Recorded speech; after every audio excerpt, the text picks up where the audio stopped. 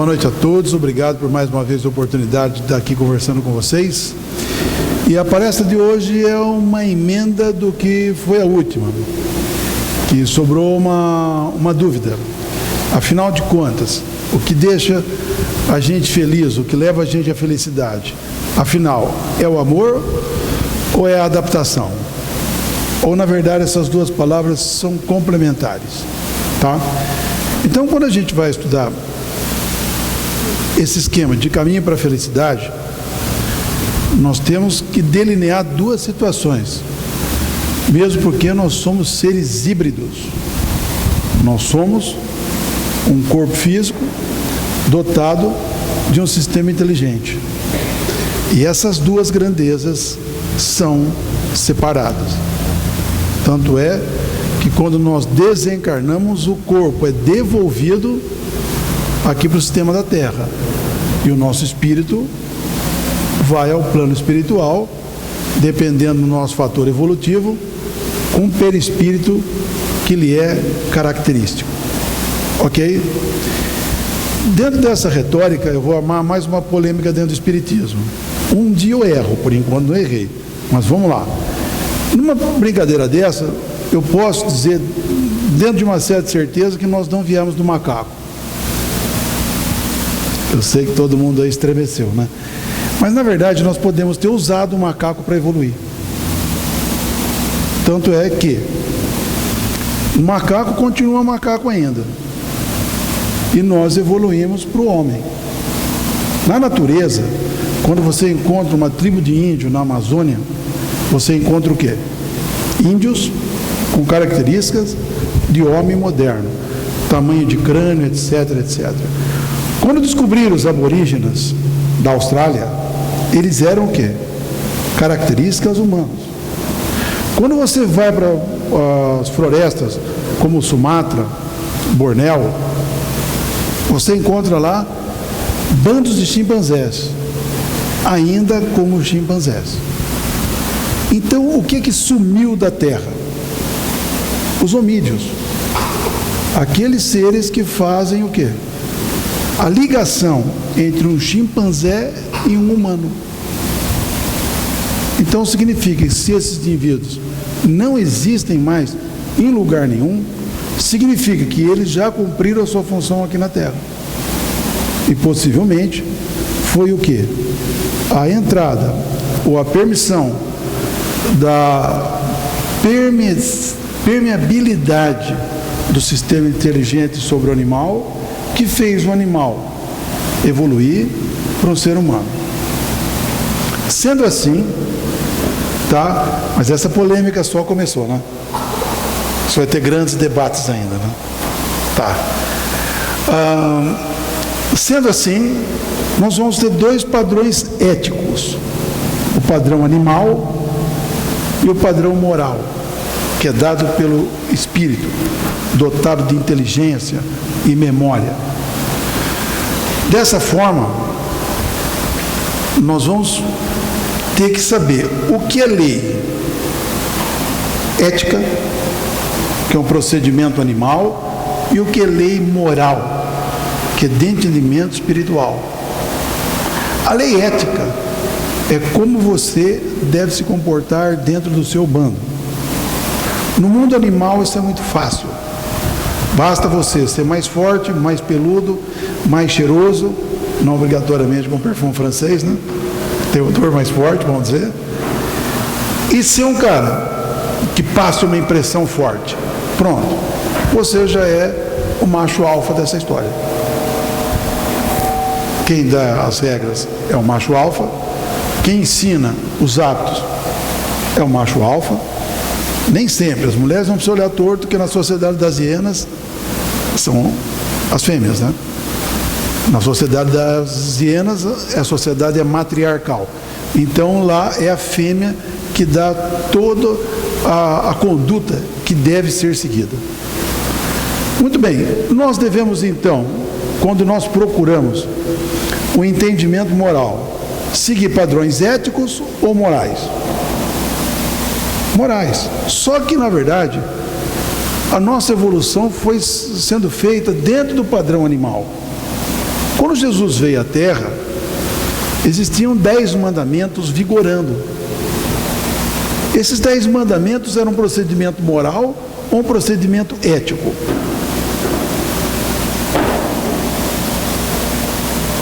Tá, ele não podia ser moral porque era igual para todos. Sendo assim, não tinha a lei da relatividade que o cristianismo trouxe. Tá? Então era simplesmente um padrão de comportamento social. Não deve roubar, não deve matar, não deve desejar a mulher alheia e mais não sei quantos outros aí, né? Não cometer a cobiça, a gula, ou seja lá o que for. Tá. Então, quando nós vamos procurar um livro do qual nós devemos nos entender com ensinamentos morais, nós temos que tomar cuidado para não pegar livros que dão padrão de ensinamento ético. Por exemplo, Velho Testamento é um evangelho ou não?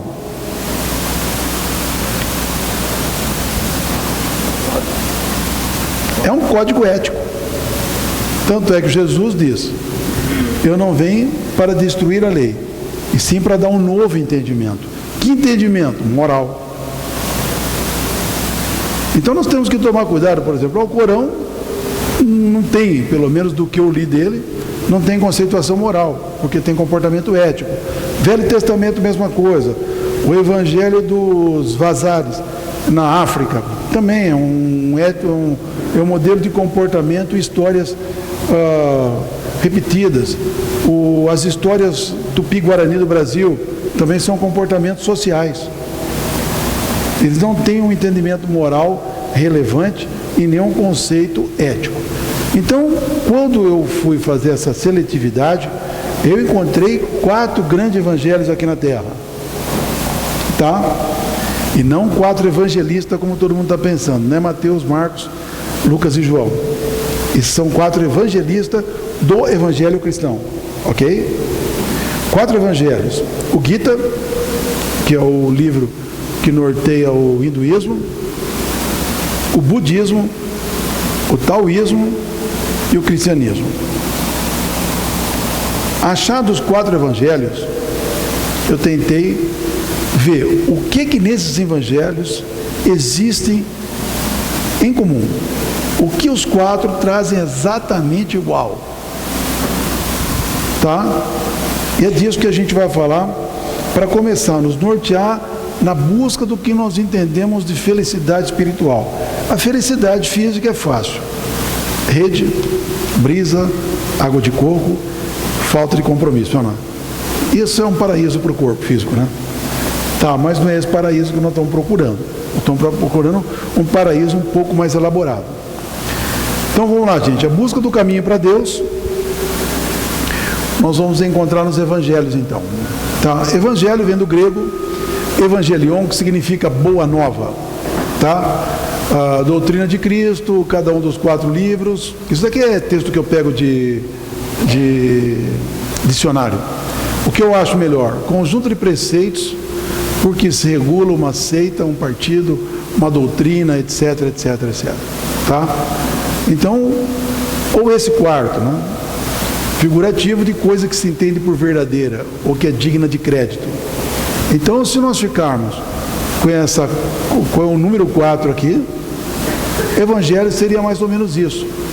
Uma boa nova, uma boa notícia que nós entendemos por verdadeira. Uma boa notícia que nós entendemos como de crédito. Tá? Então, Jesus trouxe o quê? Uma boa notícia de como se comporta aqui na Terra para você sair bem.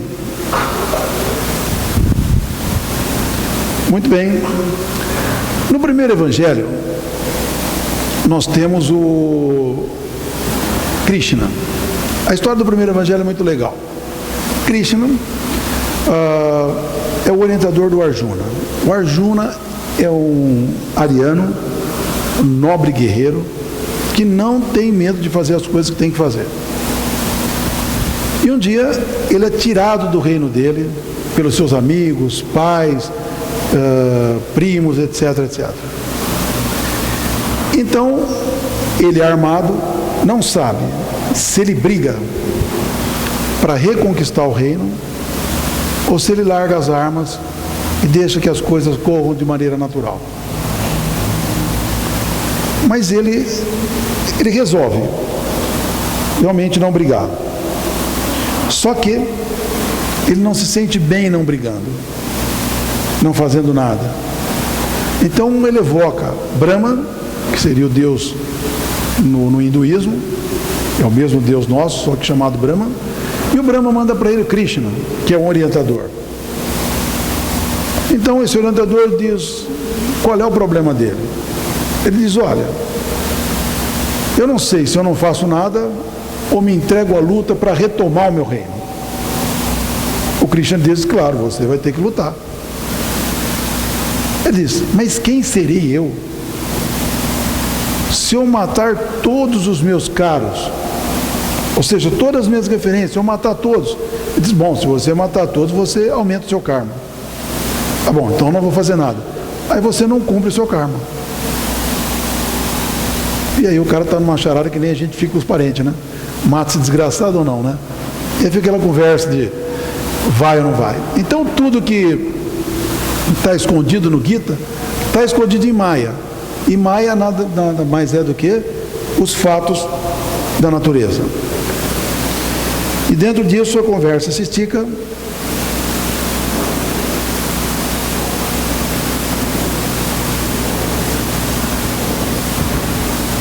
Está aqui.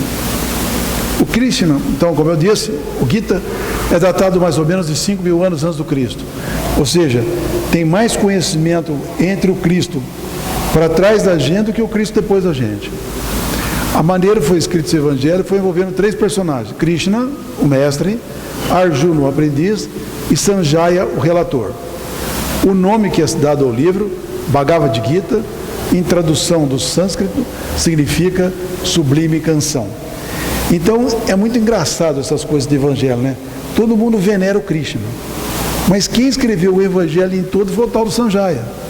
Esse ninguém nem fala quem é. Muito engraçado, né? Eu defendo ele porque foi ele que escreveu, mas como eu não sou Krishna, isso não importa. Isso eu já contei. Muito bem. Está aqui, ó. Então, esse é um diálogo do Arjuna, uma colocação dele. Ó Govinda, que seria o que eles chamam de outro apelido do Krishna, né? Que seria literalmente o dono da vaca. Esse negócio de terra e vaca, sempre vocês entendam como mãe e Deus como pai. Senão fica uma confusão na cabeça da gente que depois a gente não se acha. Mãe é aquele que pretere a vida, que gera a vida. Pai é o Criador, o absoluto que nos gera. Não gerar de procriar, gerar de dar apertar o botãozinho do início nosso. Então toda vez que fala mãe terra, mãe vaca, e os caras fazem uma confusão e não acabam não matando as vacas lá, né? Mas isso é um problema deles. Ó Govinda, como poderia semelhante vitória dar-me satisfação? Ou seja, se eu for para cima do parente, matar todos, que graça eu vou obter disso, né? Como me compensariam esses episódios de perdas que sofreria? Que gozo teria ainda a minha vida se possuísse, pelo preço de sangue, dos únicos que me são caros, e sem os quais a vida é sem valor. Então esse evangelho é muito legal. Aí os caras inventaram uma guerra campal, de fato, na Índia, para justificar a guerra do Arjuna. Na verdade, gente, essa guerra não é uma guerra externa, é uma guerra interna. Afinal de contas, os parentes eram na gente o quê? As paixões, o apego, alguns o desapego, uns o amor, outros a raiva, mágoa, etc. Mas são os caras que vivem ao nosso lado, os indivíduos mais especialistas em provocar na gente o quê? As paixões. Então essa guerra é que o Arjuna diz. A gente vai entender melhor agora para frente. Então diz o Krishna: ó forte herói, os grandes inimigos do conhecimento da verdade são o apego e a aversão. São o contraste dos opostos que levam o homem ao caminho da ilusão. Então o Cristo dá uma ideia legal para ele. Existem dois opostos, os quais você deve tomar cuidado: o apego e a aversão. Então, na verdade, quando eu vejo meus parentes, meus amigos, etc., alguns eu acho demais. E você pergunta: e o fulano? Não vale nada, mas eu gosto tanto dele que eu vou vender ele para vocês como vale tudo. Por quê? Eu sou apegado a ele, eu gosto dele. Então o apego vai fazer com que eu faça o quê? Distorça a verdade e fale bem de uma pessoa que não tem crédito. E aquele parente certinho, mas que eu não suporto, né? Daí você pergunta: e o fulano? Ah, é um idiota, isso nem que esquenta a cabeça. Ah, não, porque você... não sei dizer para você bem porquê, mas é um idiota. Não. Pronto, acabou. Por aversão, eu estou distorcendo o quê? A verdade. E toda vez que eu saio da verdade, eu saio da onde? Do meu equilíbrio, da minha harmonia, da realização da minha afetividade.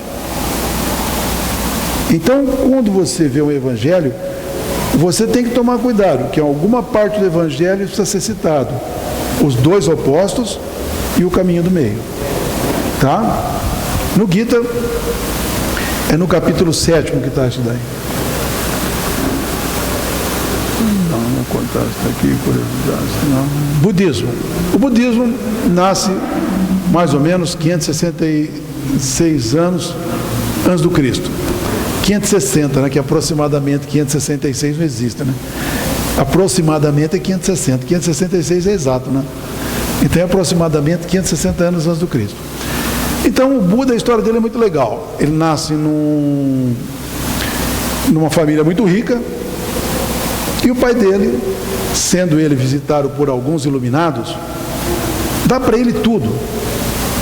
Afinal de contas, ele tinha, segundo esses indivíduos, se eu não me engano, 21 sinais indiretos e mais uns 10 sinais diretos de ser ele uma divindade. E o pai, sabendo que morava junto com uma divindade, fez o quê? Tratou ele como um rei, dando tudo para ele. Quando Buda adquire 21 anos, ele percebe que essa vida de prazeres não deu para ele o quê? Nenhum conhecimento. Ele não sabia o sofrimento, não sabia o que era velhice, não sabia nada. Então ele largou a esposa, filhos, fortuna, tudo que ele tinha, trocou o manto dele de seda por um manto de brim, colorido com açafrão. Tanto é que hoje os budistas ainda são vermelhinhos, né? Tá? E pegou uma cuia. E com essa cuia ele teria que ganhar tudo sobre a vida dele. Hoje os budas já têm o quê? Uma bela de uma bandeja térmica, que é um show de bola, é invejável, né? Mas antes não, antes era uma cuia.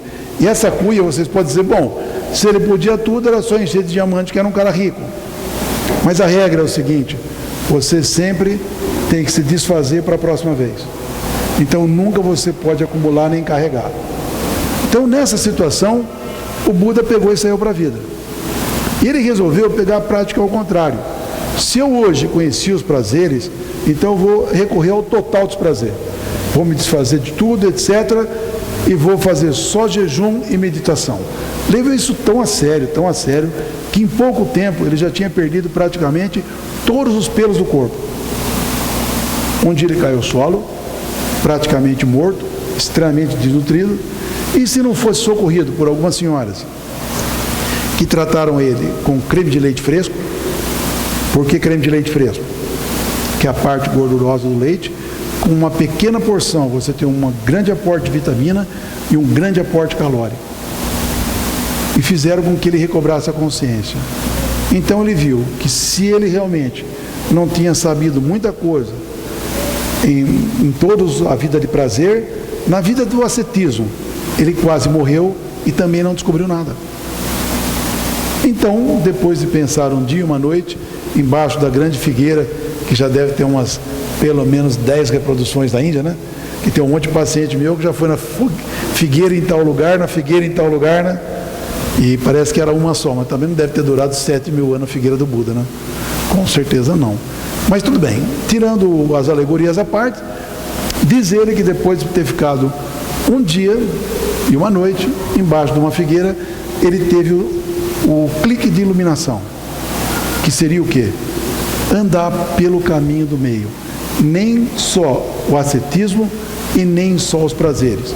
Comer de maneira regular, fazer seus exercícios de maneira regular, fazer as meditações, tudo sem excessos, mas também sem sofrimento.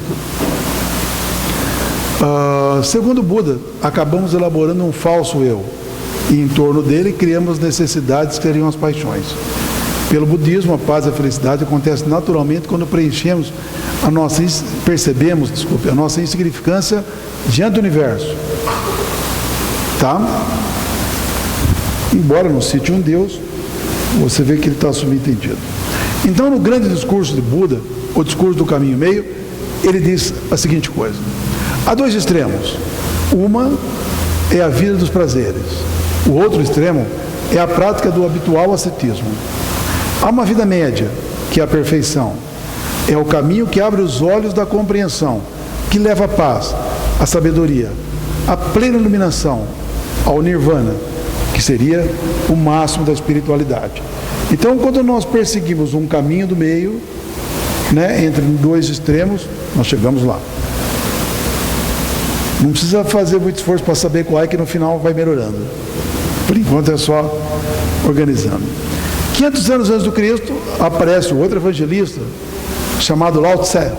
O Lao Tse é o mais esperto de todos, porque ele, de observar a natureza, de observar tudo que está ao lado dele, ele já percebeu que tudo era feito de dois extremos: sol e lua, dia e noite, claro e escuro, quente e frio. E ele nominou isso de Yang, o que é claro, caloroso, vigoroso, Yin, o que é frio, escuro e pouco energético. E em cima disso, ele bolou todo o sistema dele de estudo sobre o taoísmo.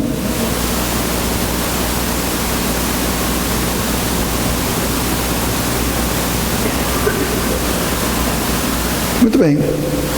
Sobre ele, nós temos a seguinte coisa: tudo para ele é yin e yang. E não é se enchendo de yin que você fica menos yang, ou enchendo de yang que fica menos de yin. Porque, na verdade, você precisa caminhar para o Tao. E o que é o Tao? O Tao é Deus. Quando você lê o Tao Te Ching, que é o caminho para a divindade,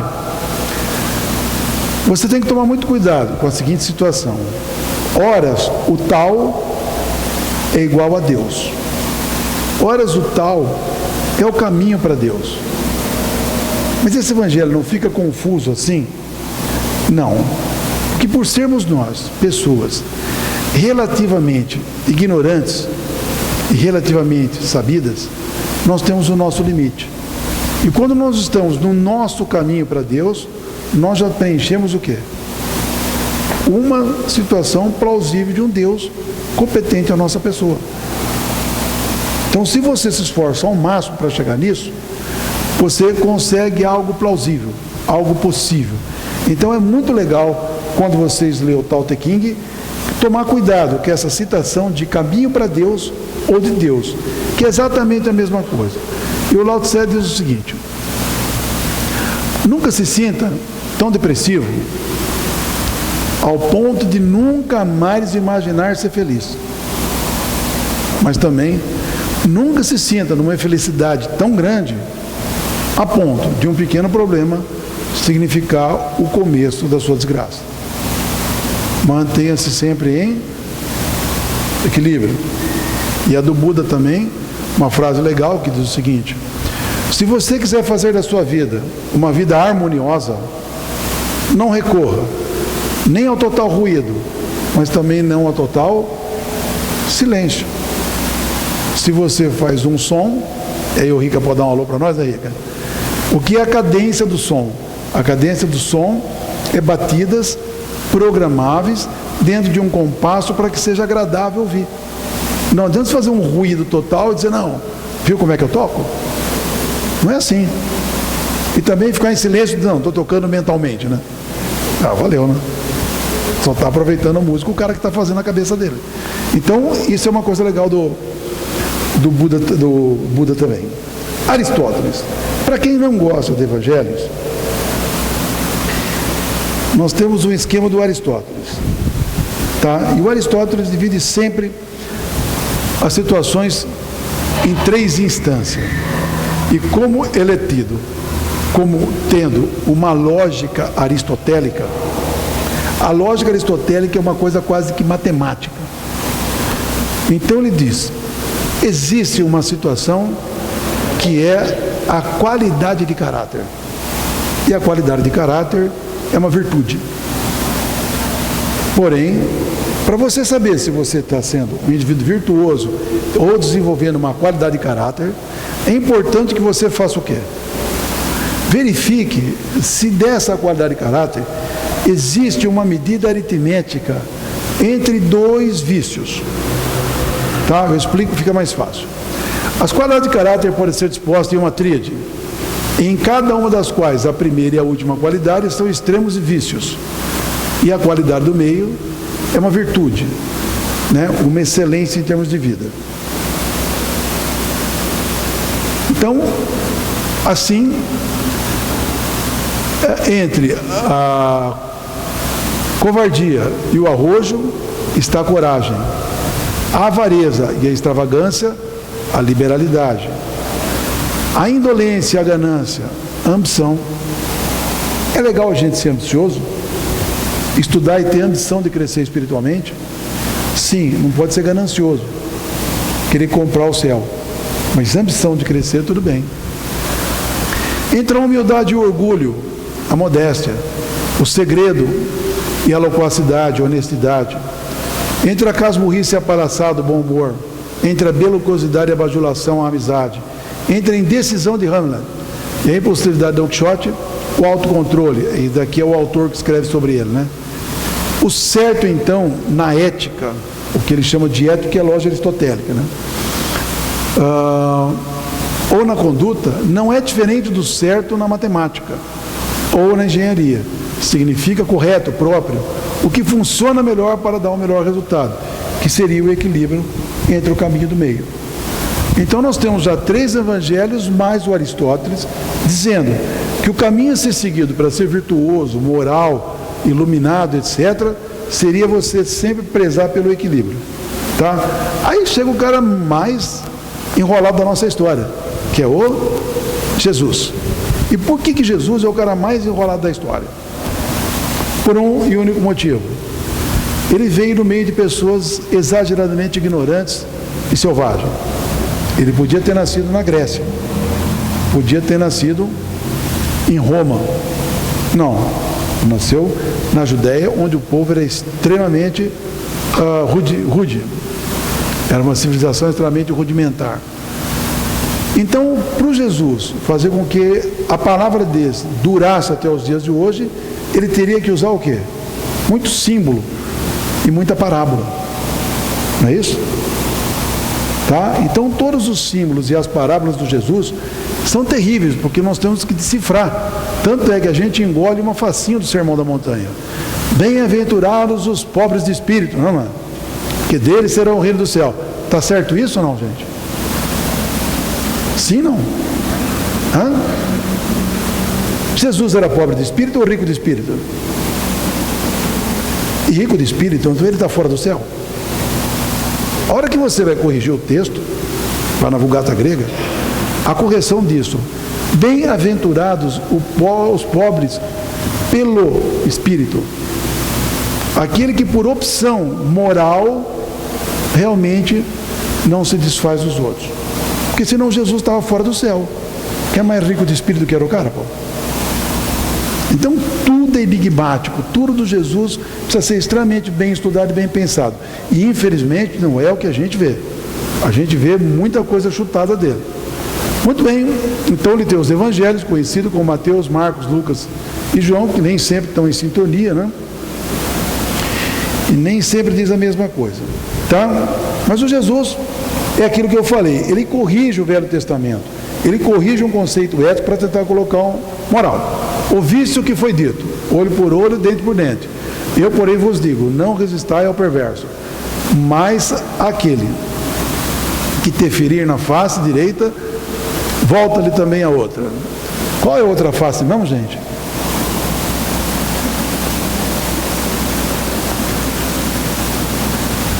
Se ele citou olho por olho, dente por dente, se alguém lhe fere a face, você fere a face do outro.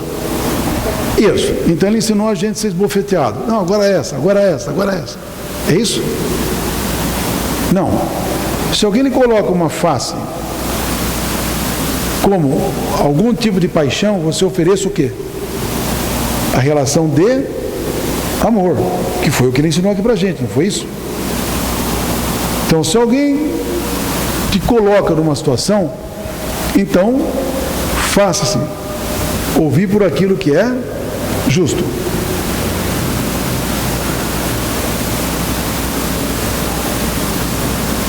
Tá?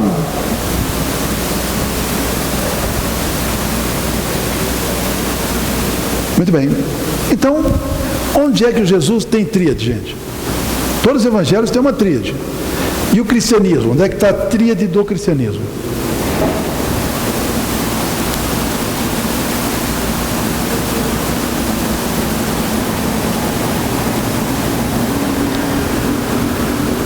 Aparentemente, não tem. Tem uma história de que o caminho é largo e a porta é estreita. Mas não diz se a porta está no meio, do lado de cima ou lá de baixo.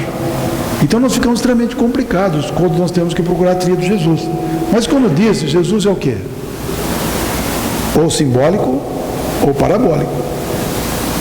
Qual é o símbolo maior que ele deixou em termos de cristianismo, cultuado até hoje, infelizmente, como símbolo de sacrifício e não de libertação? Cruz. E o que é uma cruz? A cruz é uma encruzilhada, não é isso, não? Se você chega numa esquina, você encontra uma cruz, um cruzamento. Quando você chega na esquina, quantas alternativas você tem? Direita, esquerda e a da frente. Na crucificação de Jesus, houve esse tipo de resolução ou não? Sim. Bom ladrão, mau ladrão e Jesus. Que de maneira simplista, nós podemos colocar que entre a bondade e a maldade, nós tivemos exemplo de um senso de justiça. Tá? Então a tríade do cristianismo pode ser muito bem elaborada na crucificação, que por acaso era o cálice que ele não queria beber, mas não teve jeito, o Criador não negociou com ele. Então nós chegamos na lei. O que seria o amor, então? O amor é um senso de equilíbrio. Tá? O amor é um senso de equilíbrio que fica entre dois extremos que são chamados as paixões. Então, qual é o contrário do amor? O ódio. Certo ou errado? Errado, porque o contrário do ódio é a adoração. Amar demais é o contrário do amar de menos. O amor é uma solução de problemas. Ele não é um contraponto de alguma outra alternativa. Se eu amo, eu liberto. Sim, não. Se eu tenho paixão, não. Tanto é que dizem que o brasileiro ama o futebol. Isso é verdade ou não? Não. Por quê? Quando o time do Corinthians joga contra o time argentino, os palmeirenses torcem para quem? Argentino. Eles amam o futebol do Brasil? Não. Eles têm paixão pelo time dele e vice-versa. Então, obrigatoriamente, se eu sou de um, imediatamente eu sou contra o outro. Isso é uma paixão ou uma relação de amor?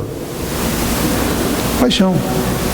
Então, a paixão do brasileiro, ou seja, aquilo que conduz o brasileiro à ignorância e faz com que ele permaneça ignorante, é o futebol. Mas não o amor. Porque aqui nós não temos amor pelo futebol. Se ganha a Copa, a gente deixa os caras ainda sacanear a gente com essas porcarias políticas. Se perde, a gente vai fazer mais manifestação, quebrar 3 vidraças, até passar o estresse, depois volta tudo ao normal, né? Então, na verdade, nós somos conduzidos que nem gado. Por quê? Porque nós somos conduzidos e delineados sobre um sistema de paixão e não de uma relação que nos liberta o pensamento. Nós somos aprisionados dentro dessa situação. E o que gera prisão sempre são paixões, tá? Não vou nem dizer que eu tenho adoração pela minha sogra, né? Brincadeira. Evangelhos, vamos lá. Então, como é que ficam os evangelhos em termos de terra? Gita, apego, aversão e verdade, os dois extremos e o caminho do meio. Buda, ascetismo, prazeres e iluminação. Lao Tse, o Yin, o Yang e o Tao. Aristóteles, humildade, orgulho e modéstia, covardia, arrojo e coragem. E o Jesus, bom ladrão, mau ladrão e Jesus. Então, toda vez que eu procuro um caminho de libertação, de amor, eu tenho que tomar cuidado para medir essa diferença. Deixa eu ver uma coisa aqui.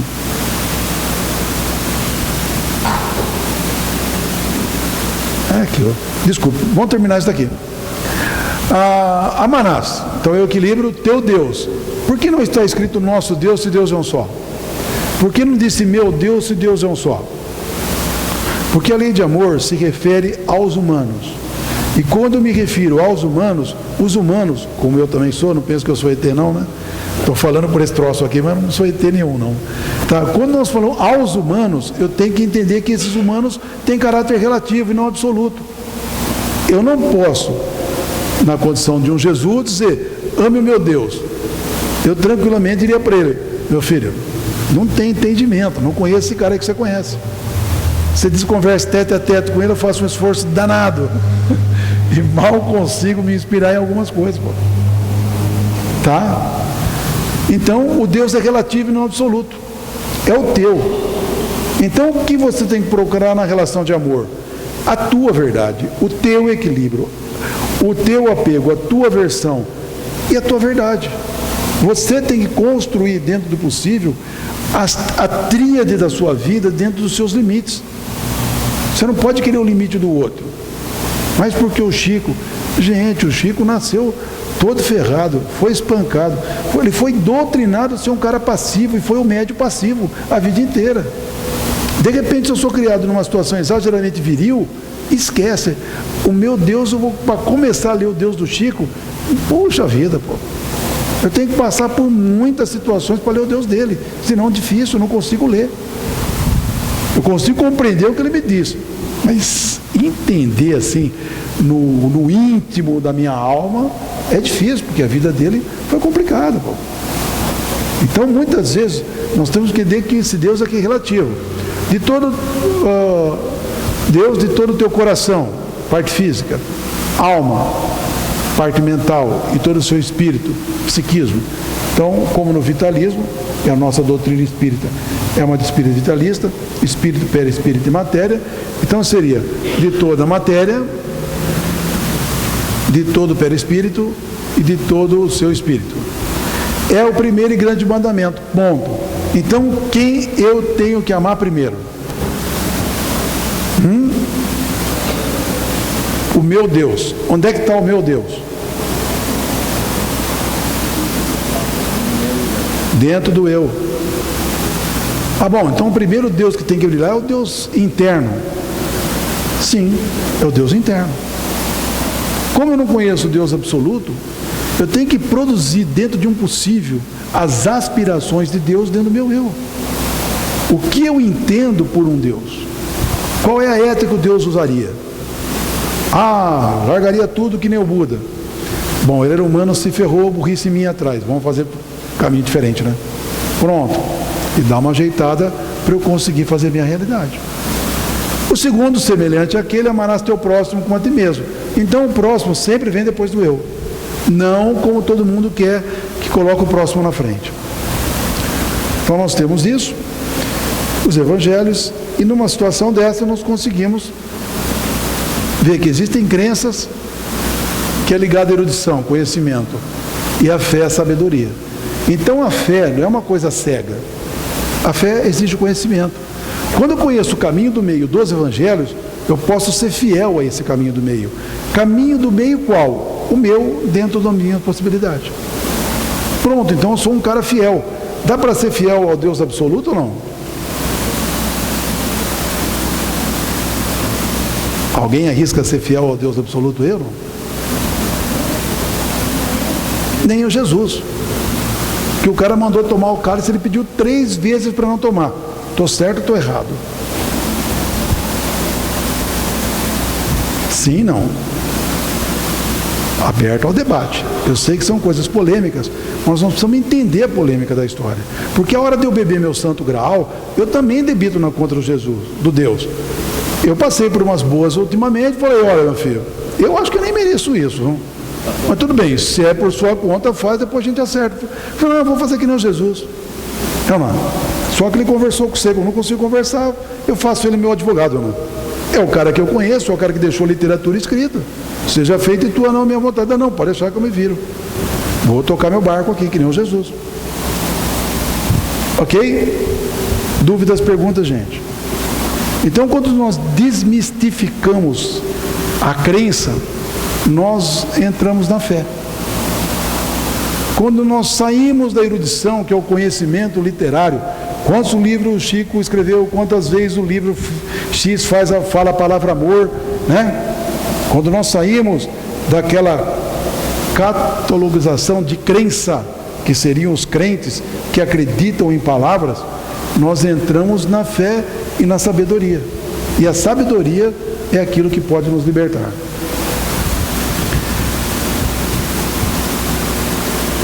Muito bem. Está faltando um pouco dessa tortura, gente.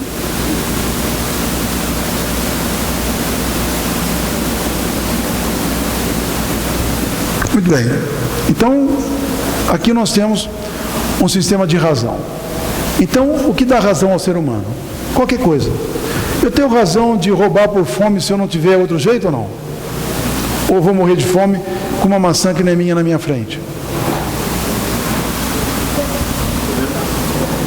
Vou ter que garfar essa maçã. E depois eu me viro, não vou morrer de fome com uma comida na minha frente só porque essa maçã não é minha. Mais ou menos ou não? Usando um Deus humano, não absoluto, porque ele produz a maçã dele. Não precisa dessa que está na frente dele, claro. Ok? Então, na razão animal, o que manda é o impulso. Eu tenho, muitas vezes, razão de agir pelos meus sentimentos ou não? Sim, se eu sinto que aquilo é uma coisa que eu devo fazer, então a minha impressão também tem a sua razão. Eu tenho razão pela minha intenção, eu tenho intenção de ajudar alguém. Eu tenho razão de fazer isso? Sim, eu tenho razão do espírito. A grande coisa que nós temos que prestar atenção é onde está baseada a razão de cada um. A razão do animal está baseada no impulso. E o impulso ou é fuga ou é agressão. Se você coloca o animal sob estresse, ele só vai ter 2 respostas. Ou ele foge ou ele agride. Se você deixa ele em paz, ele vai para ficar em paz. Não é assim? Ok? Pega um cachorro, por mais manso que seja, deitado, e você vai pisando levemente no rabo dele e vai apertando. A gente fazia quando era criança, hoje eu não faço mais, mas tenho na memória as experiências, né? O cachorro tenta morder você para depois sair correndo, não é isso ou não? Então, primeiro ele ameaça agredir para depois fugir. Isso dá o que para a gente? As 2 alternativas da paixão: o certo e o errado, a agressão e a fuga. A virilidade e a servidão, que é meramente uma demarcação territorial. Então, de onde nós herdamos a linguagem dualista, do apego, da aversão, da humildade, do orgulho? Nós herdamos isso do mundo animal, com os nossos impulsos. Aonde nós conseguimos elaborar a nossa linguagem inteligente? No conhecimento moral, que, como nós vimos hoje, nos remete aos evangelhos, onde o bom e o mal se transformam naquilo que é justo. Então eu descaracterizo a linguagem do animal para desenvolver uma linguagem que tem analise, ana pequeno, lise cortar, análise, sim união, tese problema, análise e síntese, análise da erudição, a síntese da sabedoria. Então, se eu tenho conhecimento e esse conhecimento consegue sintetizar uma ação, principalmente sendo essa ação algo justo, a razão inteligente desbanca a razão animal. E é justamente por isso que nós estamos na Terra. E se eu faço isso com uma certa possibilidade e acabo me dando bem com isso, eu consigo o quê? Conviver em harmonia com as pessoas e não ficar demarcando território para saber se eu sei mais ou menos. Então eu deixo de fazer uma disputa de certo e errado e passo a fazer o meu melhor possível. E o meu melhor possível é do meu Deus, do meu entendimento, da minha possibilidade, do meu amor. Isso me deixa uma pessoa o quê? Com melhor adaptação. E se o amor me deixa melhor adaptado ao meio que eu vivo, ele faz o quê? Me conduz a um senso de felicidade. Então, depois de 45 minutos, termina o debate que deveria ter começado naquele dia. Se eu debato isso naquele dia, todo mundo ia me enforcar, né? 80 minutos, como diz na gíria, nem o Cristo aguenta. Ok? Então, o que nos dá a felicidade? O amor à adaptação. Tá, como não sabemos o que é amor absoluto, nós temos que nos adaptar a um procedimento relativo. E é o que nós temos que fazer. Aonde tem que sair essa energia? Do mundo externo? Não, do mundo interno, do Deus que eu carrego dentro de mim. Então esse Deus, ao invés de rezar de manhãzinha, Deus me dá força, tira os obstáculos do caminho. Você vai para o céu desse jeito ou não? Não, porque o cara está fazendo tudo para você, caramba. Quem está carregando pedra é o Deus. Você vai o quê? Quando morrer vai para o inferno, não fez absolutamente nada. Quem é aquele caboclo? Aquele é o morno que fica em cima do muro. E quando morrer ele vai para o limbo, vai para o inferno. Não é citado isso na Bíblia? Que os mornos serão varridos, não? Então não seja morno. Diz, não, meu Deus, pode me dar os obstáculos que eu imagino que, se é que você é justo, os obstáculos vão ser de um tamanho que eu consiga carregar. Agradeço as provas. E desculpa quando eu me indigno e tiro nota baixa. Mas espero um dia passar um dia inteiro tirando notas acima de 8,5. Show? O cara cruza, quase bate no seu espelho e se diz, meu irmão, fique tranquilo, sou tiro de letra, nem vou me indignar contra você, não. Sim ou não? Difícil. Porém, né? Um dia com o treino a gente chega lá. Então o que na verdade nós fazemos aqui na Terra? Nós adestramos o chimpanzé até hoje. Até hoje nós temos que doutrinar o animal que nós estamos montado, que tem uma linguagem binária. Se alguém aperta o meu dedo com um alicate, se eu tiver chance eu empurro o cara, pô. Vamos lá. Primeira coisa que eu faço é agressão. Depois vou ver o que aconteceu. Desculpa, né? Acho que empurrei muito forte, né? Tá, mas a ação reflexa é muito legal. E os caras perguntam, por que o cérebro é tão mais positivo que o espírito? A minha teoria é meio idiota, mas eu acho que é o seguinte, é que o impulso se liga ao perispírito, a impressão, via cabo. E aqui é via satélite. E quando sai do ar, quem ganha é via cabo, que está sempre conectado lá, né? Então o espírito, como a mensagem dele, de vez em quando tem um tempo meio de vento assim, sai do ar, quem sai ganhando realmente é o cérebro que está conectado direto lá. Então a adaptação, filho, para a gente é o show. Mesmo porque toda a teoria evolutiva está ligado num esquema de adaptação. O melhor adaptado é que sobreviveu, não foi o mais forte. Tanto é que na natureza não tem só leões, elefantes, tigres, etc. Tem umas ranzinhas, tem uns bichinhos que são fracos, mas são o quê? Bem adaptados. Ok? Muito bem, se alguém tiver alguma pergunta, alguma consideração, eu acho que eu termino por aqui. Pode fazer, fiquem à vontade.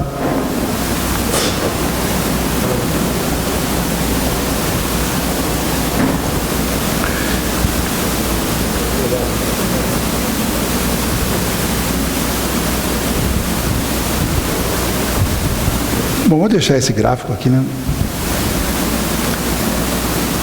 Até o final das perguntas, que ele pode esclarecer a gente. Muito bem, alguém tem uma pergunta, alguma dúvida, alguma consideração? Vocês entenderam tudo, né? Vocês imaginam que a responsabilidade de quem entende tudo não é pequena, não, hein? Isso é um problema seu, não é meu, hein? Então, o que eu consegui passar, passei. Se vocês acham que entenderam tudo, não tem dúvida nenhuma. Boa sorte. Tudo ok? Então tá bom. Acho que não tendo muito mais o que falar. Com a luz acesa, alguém se arrisca mais? Menos, né? Com certeza. Os caras agora acabaram com a graça. Luz acesa, agora é o fim da história. Então tá bom. Então vamos encerrando com a nossa prece, pensando em tudo que nos foi ensinado, tentando deixar o nosso corpo físico o mais tranquilo possível. E para que serve relaxar o corpo físico? Simplesmente para que o sistema inteligente, espírito, consiga raciocinar melhor. É só para isso que a gente fica todo relaxado, tenta fazer todo zen com o corpo, relaxar simplesmente para a gente tentar desligar os impulsos cerebrais. E quanto menos impulso cerebral, mais a inteligência age facilmente. Então vamos tentar relaxar o nosso corpo físico, respirando de maneira calma, tranquila, esboçando um leve sorriso na face. Assim o cérebro pensa que a gente está em paz e fica mais tranquilo ainda. E dentro dessa tranquilidade, vamos soltando a nossa capacidade espiritual do pensamento livre, tentando nos entrosar com o Deus. Como? Libertando essa energia interna nossa de amor, de adaptação maior ao mundo externo que se liga direta ou indiretamente a nós. E dentro desse estado de transação de energias benignas, façamos menção ao Criador, orando a prece que Jesus nos ensinou. Pai nosso que estais nos céus, santificado seja o vosso nome.